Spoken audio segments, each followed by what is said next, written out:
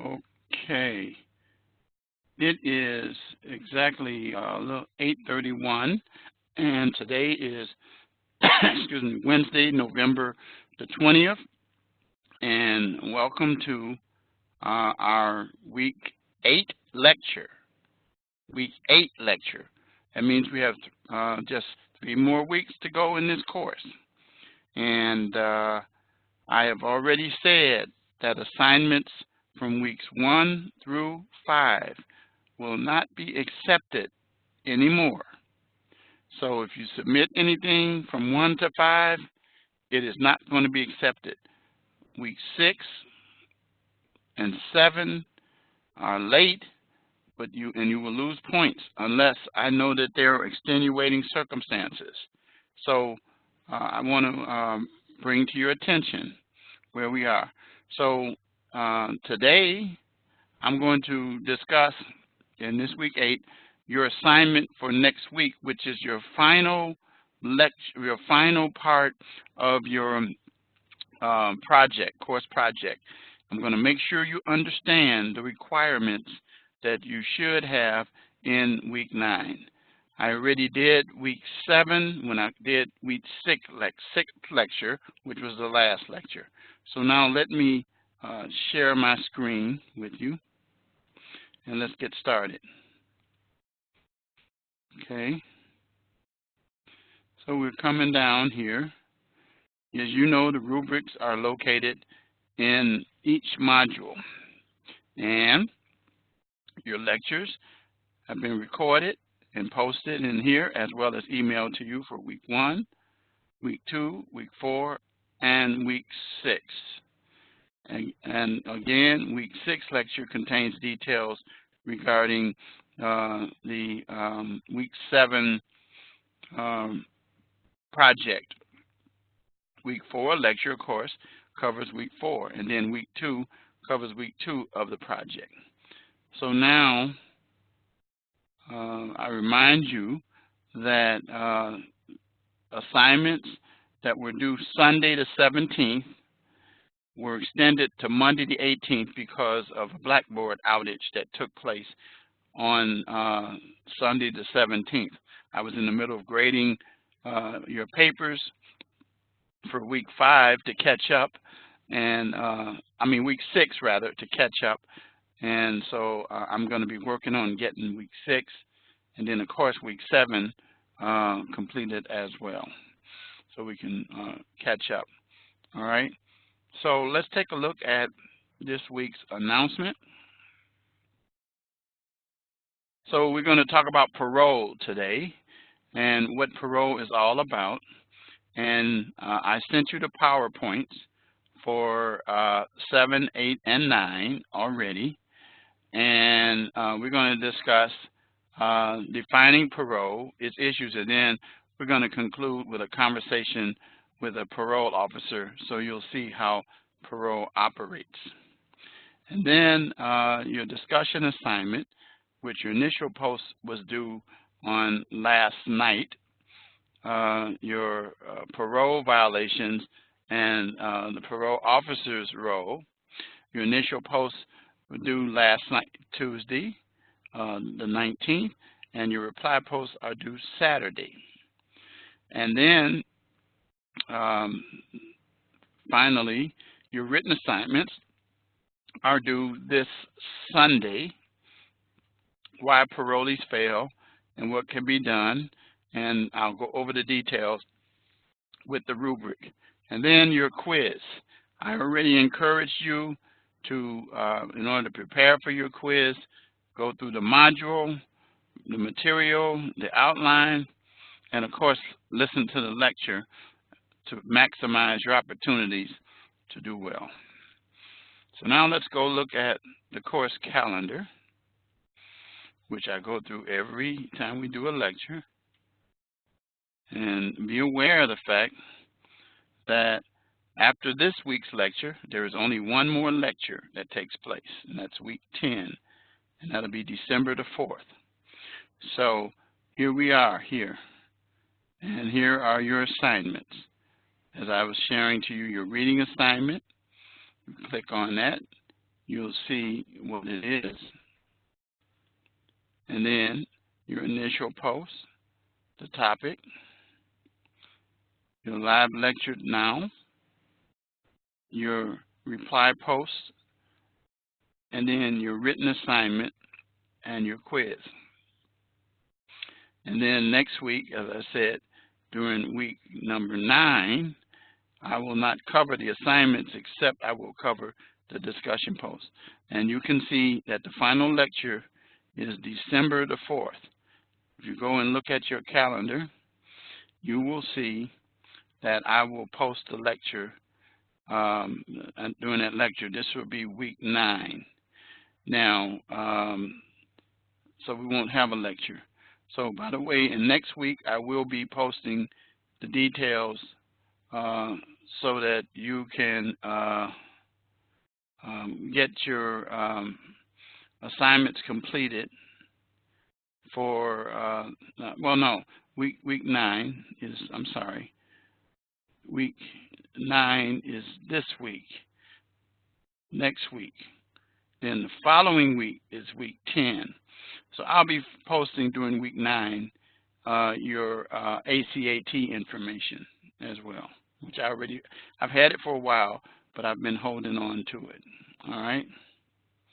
So now let's close this up, and let's go actually to the module. And here we are dealing with the assignments, why parolees fail, and what can be done. This is going to be a 2-page paper, double space, Roman 12, APA formatted, citations in the body, and references at the end. Citations in the body and references at the end. And so you're going to need to make sure that you satisfy all the requirements concerning this paper. So you're going to provide 2 or 3 of the top reasons about what can be done to help parolees. And you can do your research using the online library, which is under the Resources tab. And I've discussed this several times with you. And then here is your rubric. The rubric tells you to do, first it tells you the due date, and then it tells you the assignment is due, and then it gives you why parolees fail and what can be done, 15 points for doing this part, and you can lose 5 or 3 points for not meeting the maximum page. You should do it in paragraph form, not one long paragraph. And then, of course, the APA points are very standard in the rubric, and by this week you should know what those are. So that's what I'm expecting of you for this assignment. Then we come down back to the next part of the assignment. Well, we talked about the discussion, and then there is the quiz. And the quiz is 10 multiple choice questions, basically 1 question a minute. And you'll have 1 opportunity to complete this quiz. All right? And you'll get a warning, 5 minutes, 1 minute, and 30 seconds. Again, I told you what to do to prepare for the quiz. So now let's go and let's take a look at the lesson content. All right, so again, we're going to deal with parole and its issues. Then we're going to conclude with a conversation with a parole officer. I've already discussed these other 3 points. So what is parole? What is it? First of all, number 1, you should be aware that it is one of the 4 elements of the corrections system in this course. As you learned during week 1, jails, prison, probation, and parole. So parole is basically, in summary, an early release of prison, not jail, but a prison. Okay, probation enters into jails, and when we talk about jails, we will talk about jails. I think we might have already talked about jails. Yeah, we did. We talked about Module 4 about jails. And so when you go to prison, you should be aware of the fact that an individual behaving, performing well while in prison, accepting responsibility for their actions, becoming a model prisoner, and then becoming eligible for what we call parole. Now, some jurisdictions have done away with parole, such as Illinois. We use the term mandatory supervised release, but it's still the same thing. The idea of parole is that an individual, after being released, they are, first of all, there's a parole board that determines whether or not an individual is allowed to have parole, or statutorily, there are jurisdictions that allow that to take place when an individual find themselves in a situation where they have completed the mandatory amount of time. Now, remember, once again, it's still tied to the individual's behavior while they're in prison. So when you're released from parole, you're given the opportunity to be set up in the community. You'll have what we call a parole officer, someone who actually is going to be someone that you have to report to. You have to provide where you're going to live. You have to provide where you work. You have to provide almost every bit of information, because remember, while you're on parole, you're still under the jurisdiction of the system of the jurisdiction where the parole takes place. Parole sometimes does allow you to go to another state. As some of you may know, O.J. Simpson was paroled from Nevada, and he was allowed to go to Florida and stay with the family. And so the key thing is that the parole board determines a lot. So let's start talking about more specifics. So parole has been around for a long time, and when you do operate and abide by the rules and conditions of the parole board, which they will give you conditions that you must satisfy, and generally those are to stay out of trouble, stay away from drugs, stay away from alcohol, stay away from felons, and which can be a problem if a person's family that they came out of consists of felons.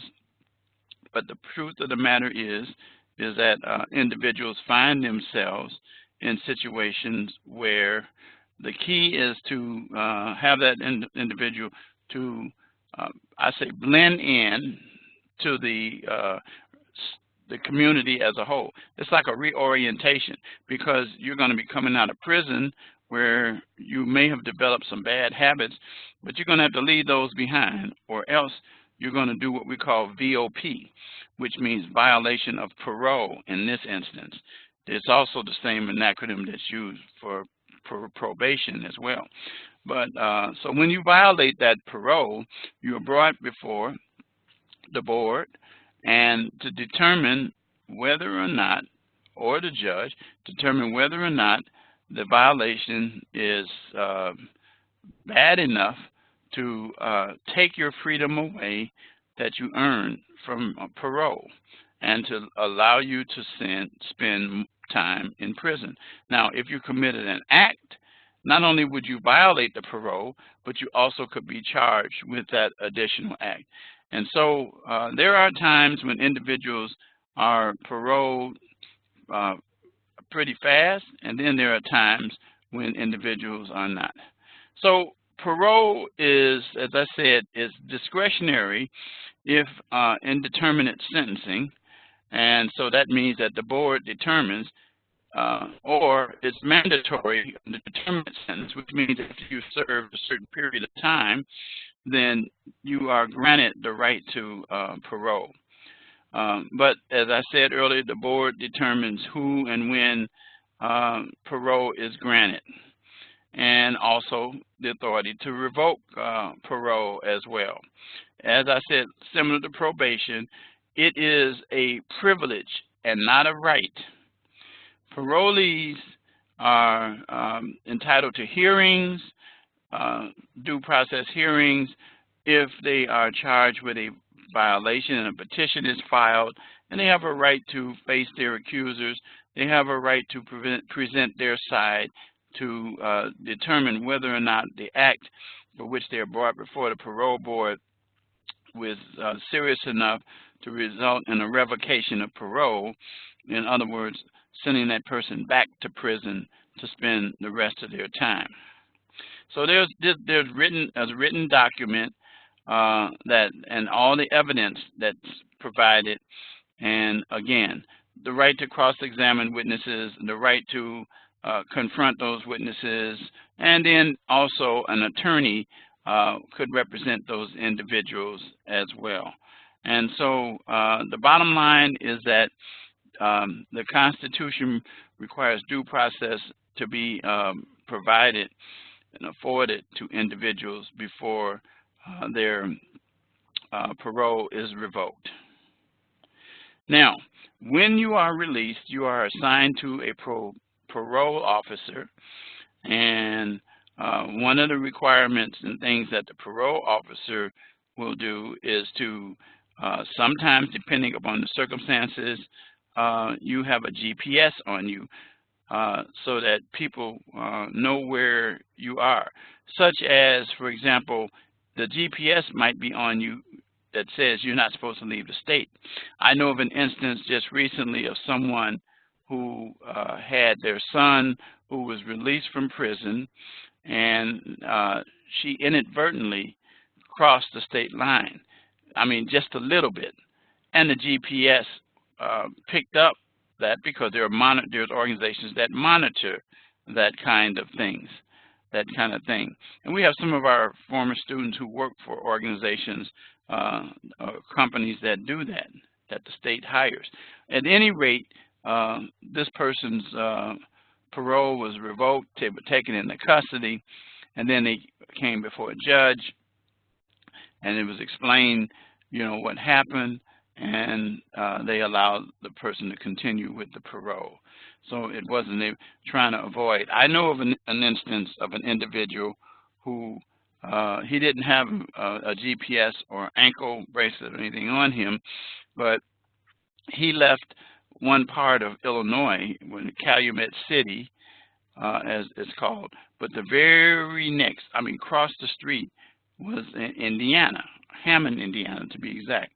And he went over there because the gas was cheaper, and took his car over there and got some gas. Now, I had told him, I says, be careful, because if you cross that state line, he didn't get any trouble. But let's say, for example, some incident happened while he was over there just pumping his gas. Well, technically, he violated his conditions of his parole by crossing the state line. And then, of course, if he, said the reason he did it was because he was just getting gas and he wasn't thinking, then they probably would allow him to continue with his parole. But the key thing is that those rules are given to you, and like I said again, you remain under surveillance in some instances. The parole officer is like a counselor, basically, and assist you with employment opportunities, the ability to get education. We've already gone on record many times as saying that it is cheaper to educate than to incarcerate, and that the more educated individuals will probably not find themselves back in prison. Giving them life skills such as various trades, plumber, electrician, barber is a big one that I know a lot of people in prison are picking up as a skill, and it gives them an ability to make a living, an honest living. And then, of course, if there is a need for some kind of substance abuse, whether it's drugs or alcohol, then the individual then is given the opportunity, generally as a condition of parole, to seek the attention or participate in a program to try to alleviate whether it's a drug or alcohol problem. So because parolees are find themselves in situations where they will fail because of some of the issues, you need to recognize that I don't personally think that most parolees do it on purpose. In other words, parolees don't generally walk around thumping their nose at the system because, first of all, number one, they're glad to get out. Secondly, what does it is sometimes they will not understand the exact things that they're supposed to do, or they might be late for an appointment with their parole officer and find themselves in a situation because of something that they could not control.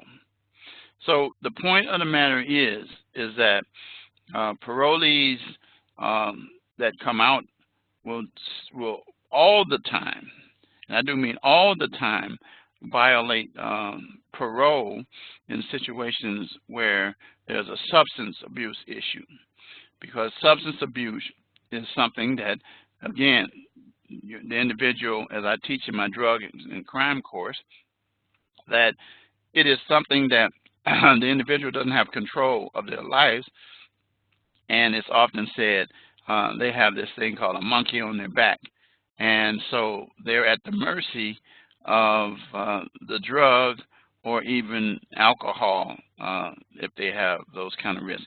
It's a health issue that needs treatment just like a cold or flu or any other kind of illness.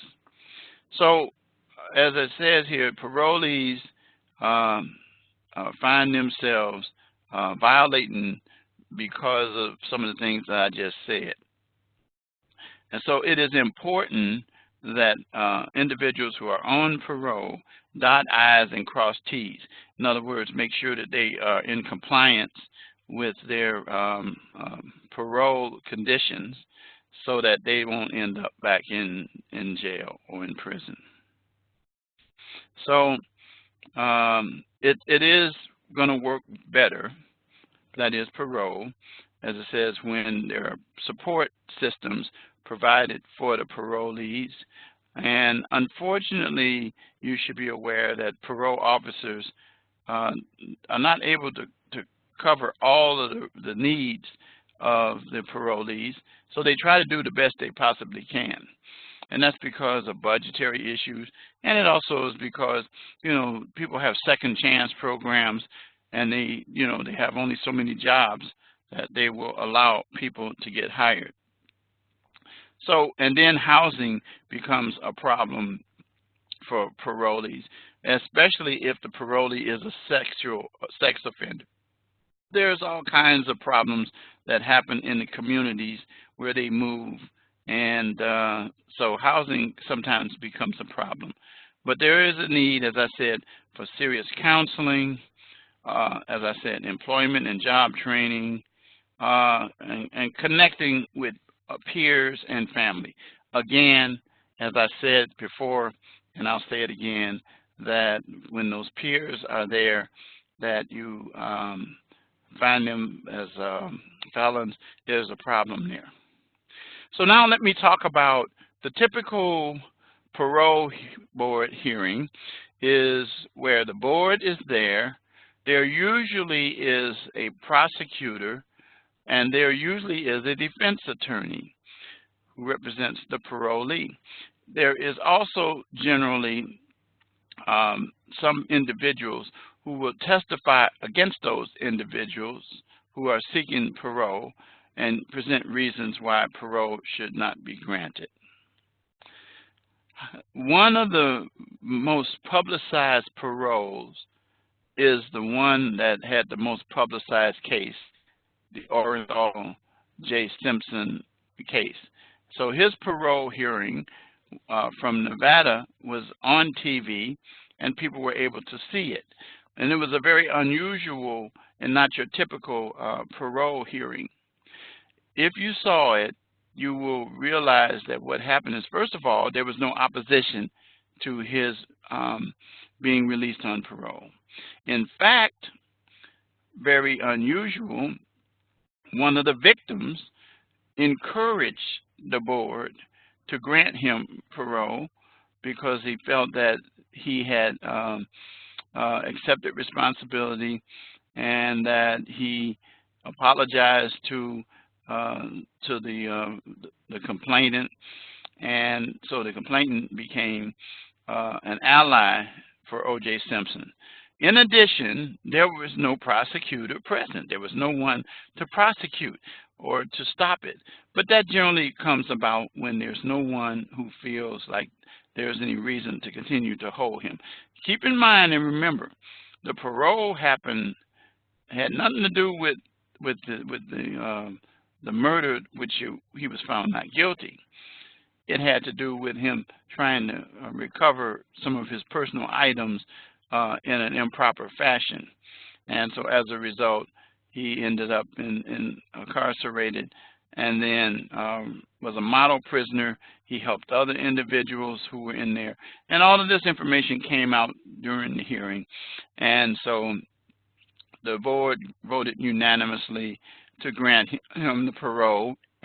Only issue that he had that was a snag was being able to make sure that he had a place to stay with one of his family members in Florida, because that's where he really wanted to go to live and be with his children. And so I think he's there now.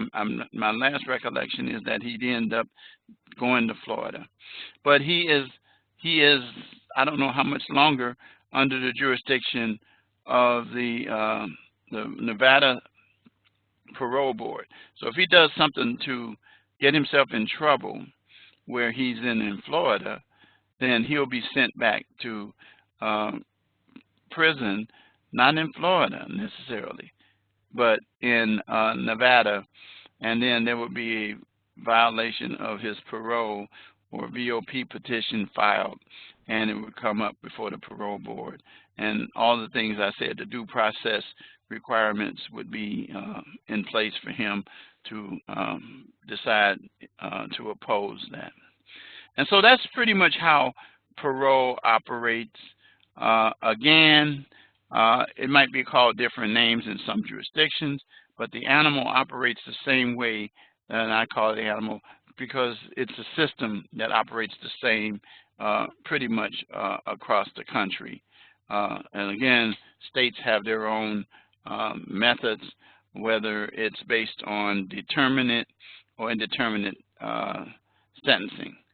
So that it depends on what your jurisdiction is, and then parole, how it operates there. And so that's what I wanted to share with you. Now I'm going to take my headset off so that you can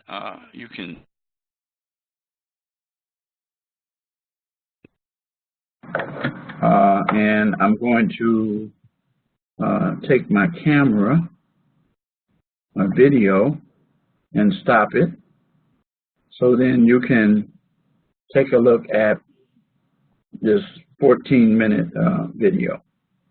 So pay attention here to this. My name is Lance Cullivan with the Minnesota Department of Corrections. I started with the Department of Corrections in 1995. I started as a probation officer, working with adult misdemeanors and juvenile and all level misdemeanor felons, whatnot.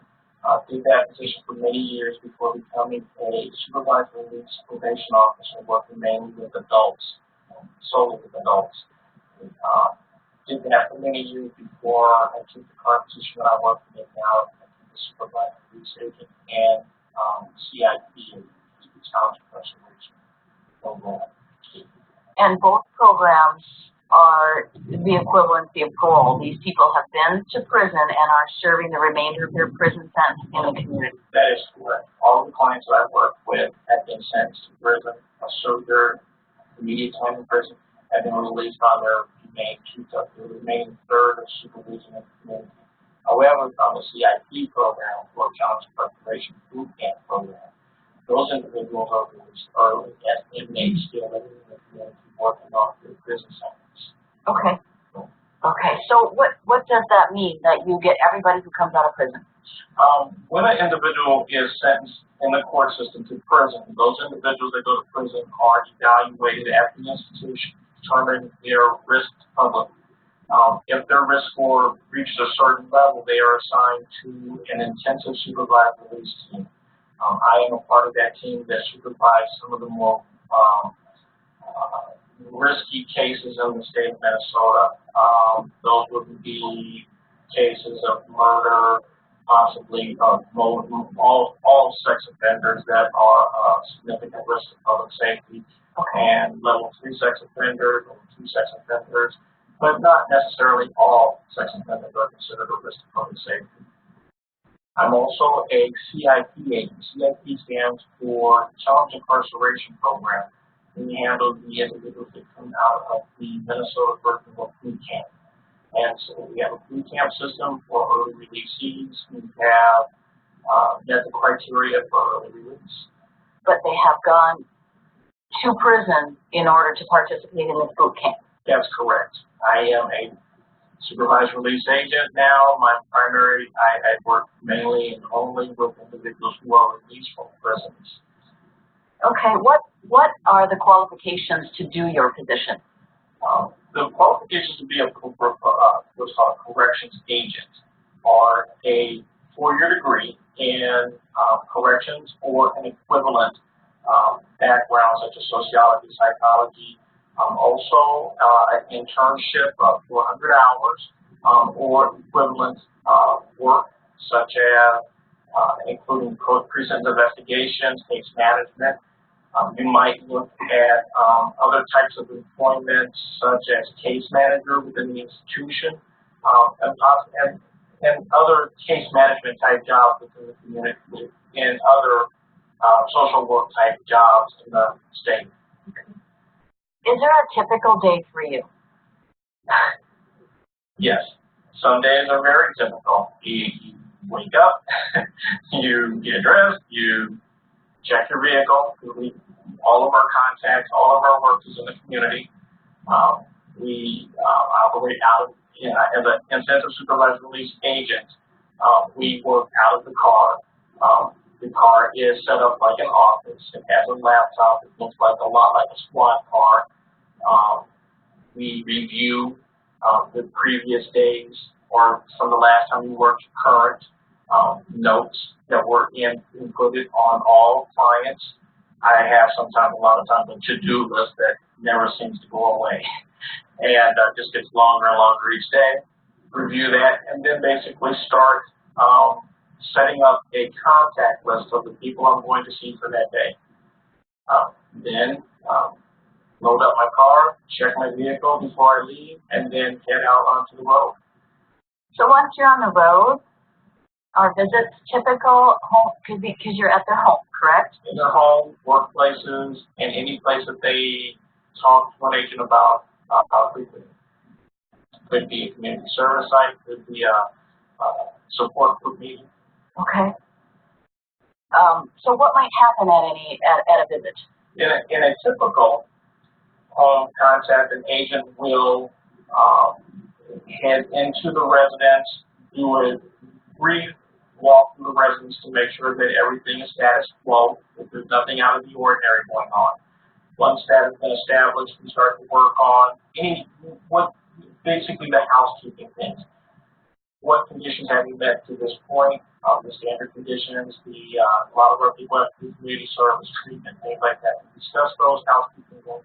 And then we start looking at case management, looking at the things that the clients are interested in, looking at some of their high-risk needs and areas, and start addressing some of those needs and start planning for the future in hopes of addressing some of the problems they've had in the past in order to prevent those from being problems in the future. Okay, so are there ever like violation issues or safety issues for you? Absolutely. Every day is a safety issue, not only for us within the home of our clients, their peers and associates within the home, but also for us, and for a lot of people, might be people from the immediate surrounding of the community. I happen to spend a lot of time in North Minneapolis, which I think a lot of people are aware is a very significant area for violence. So you always have to have situational awareness in regards to what's going on around you. We are trained in agent safety training courses in order to prevent or to reduce the incidence of incidents, and to reduce the incidence of safety issues with agents, not putting yourself in a position where a client has you locked in, de-escalation skills in terms of if something is going south, if something's starting to look bad, you're able to work that through in a manner that escalates the problem down to hopefully a lower level. Okay. We've talked about release of offenders and some of the barriers and issues that they face. Do you see that with the population you work with? Yes. These individuals have gone to prison with not much care to their lives. They don't have 401k plans. They don't have retirement plans. They haven't had, some of them never even worked a job for any length of time whatsoever. And so when they're released, those are tremendous obstacles that need to be overcome. Within the institution, there are programs developed for those things that are human skills, job training programs within the institution. So some of that is had within the institution. The biggest problem is housing. They burned a lot of bridges going into the institution. And so bridges being family, they burned up their family members, they burned up their friends. And so when they're released, they have nothing. No one. And a lot of times they'll come up here from another state to commit a crime. And so really, they're stuck. They have nowhere to go, nothing to do. So housing is a big issue, employment is a big issue, but that's for everybody. Okay, and so you work with them on those issues. You help with those issues also? I do. Not necessarily directly with the clients in regards to their individual housing needs, but we are always in search of offender housing in the areas that we supervise. That is one of our mission statements. That's one of our goals as agents is to find suitable housing for clients that we can use on a regular basis. For those individuals who don't otherwise have housing within the community, there are a lot of programs out there, especially in the metro areas, that are willing to help us. Okay. Touched on violations earlier, but we've talked about the violation process, and it's a little bit different than going to court. Can you talk about the hearing process and maybe your role as an agent during that process? An agent plays a dual role in that process. Although agents in the home working with the client to assist them in their facilitation of a better life. When it comes to a violation, in a hearing, an agent becomes a prosecutor. And in that the hearing is set up typically at jails. So let's start from the beginning. If an agent comes into a situation and the client is found to be in a violation situation, an ISR agent does carry handcuffs, and at that point makes the determination as to whether or not they're going to place that person in custody. They can do it themselves, or they can call for backup from local law enforcement, which is always advised. In most situations, as ISR, I tend to work the situation myself because that's not been too much of a problem for me so far. But anyway, when the violation occurs, the client is placed in custody. A warrant is issued for their arrest through the officer of the day. And that is placed in the I typically transport the client to the local jail. At that point, we establish a report based on that violation and any other violation that may be out there. That report is submitted to Minnesota, the Department of Corrections Hearings and Release Unit and the State Public Defender's Office. A hearing is scheduled, and those three parties come together: the client, the hearings and release officer, and the public defender. The agent is also there and acts as the prosecutor or the prosecutor. They present the evidence to show that the client has violated their conditions of release. The defense attorney, of course, defends the client, and then the hearing officer weighs the decision and determines whether or not there has been a preponderance of evidence to show that that client violated their conditions of release. And if they have, whether or not the violation is sufficient enough to send them back to the institution, restructure them, or dismiss. Restructure would be adding new conditions, addressing the fact that there was a violation, finding that there is a suitable cause to put either accountability in place or to put other aspects in place, such as a client using drugs may be considered for a evaluation and possible further treatment programming to assist them in that behavior.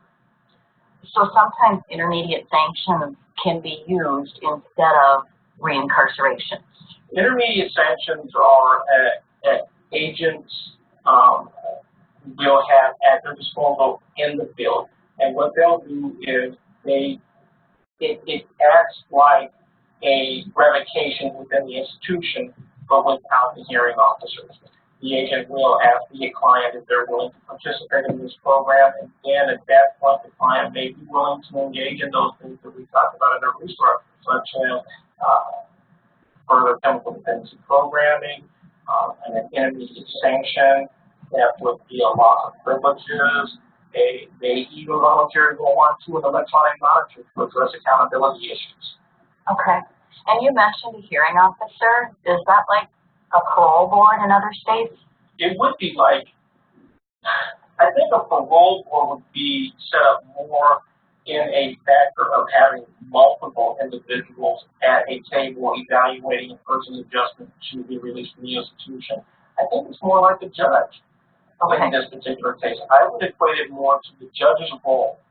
They weigh both sides of the evidence from the defense attorney lays out their side of the story, the client lays out his information, and then the probation officer, parole officer, ISR agent lays out their violation.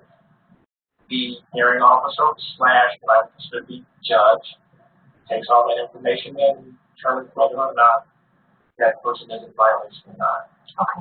The sanction is a resolution comes after that from that hearing officer / judge. Okay. It's an administrative position. Okay. It's called an administrative hearing. Okay. Do you have advice for students today who are interested in this field? This is, as everybody knows, the state is suffering significant losses in revenue, and jobs are hard to find in any field. My best advice for people who are coming into the field is volunteer. Get into the agencies, do pre-sentence investigations, do case management, work with kids, get to know people in the field. Once you're in the field, have a good idea of what it is that you want to do in the field, and be an innovator. I think 20 years from now, it might not look the same way it did 20 years ago. So I suspect what we're going to be looking at is technology, how they can bring that to the forefront.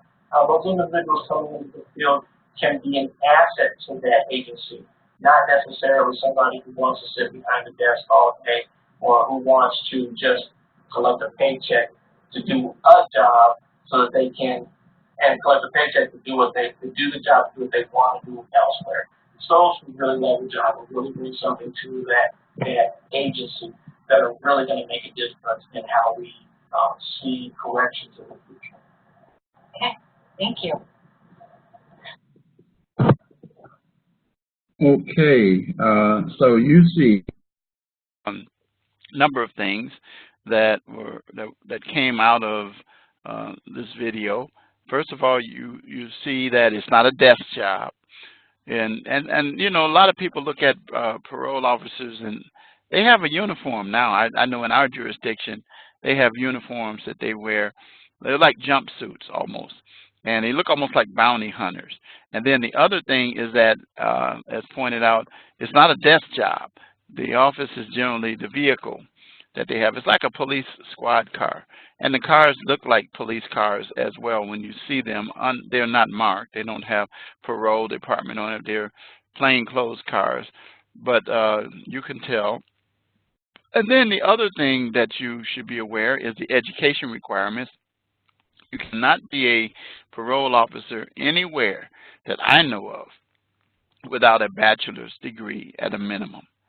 So, because you know you're going to be dealing with some sociological issues, it's almost like a human service person, a person who has some psychology, sociological, like a social worker, is a big part of your job.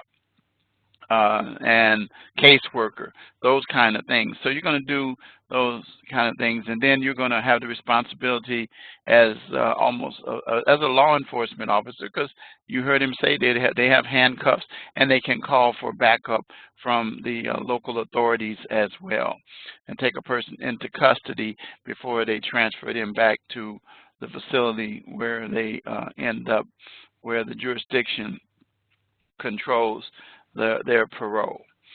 And so the other part is something I advocate quite frequently, and when you do take the course that I teach in Contemporary Issues in Criminal Justice, you will hear me talk about preparation for getting into the field.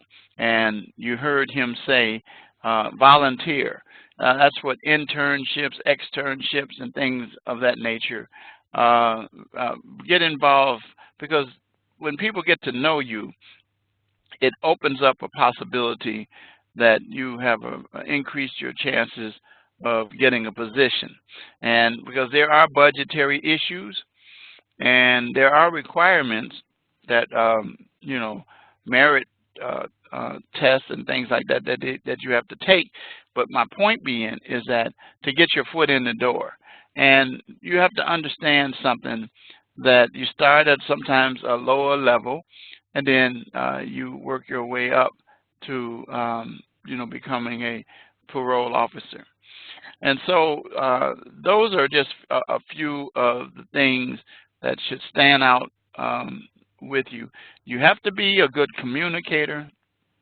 You have to also be able to recognize and understand that you must maintain a certain temperament.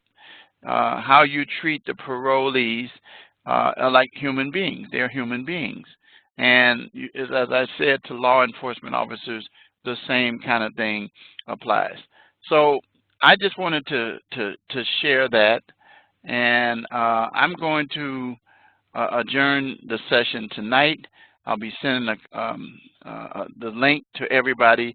And like I said again, I can't stress how students mess up by not either coming to the lectures or at least taking the time to listen to the lectures, because they're very important in terms of helping you.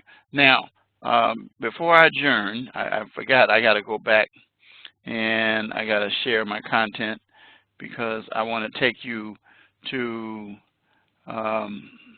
week number 9 and talk about the assignment coming up for the project. Now, not the written assignment, but the course project. Your final paper is due. And what I have suggested from the beginning is that you should have a section in your paper for each of these weeks that you did. Week 2, week 4, and of course week 7 with the interview. And you should have all that information laid out and gathered together. You have it orderly with a caption section. And the feedback that I gave you for each of those assignments, you should have that corrected for your final project.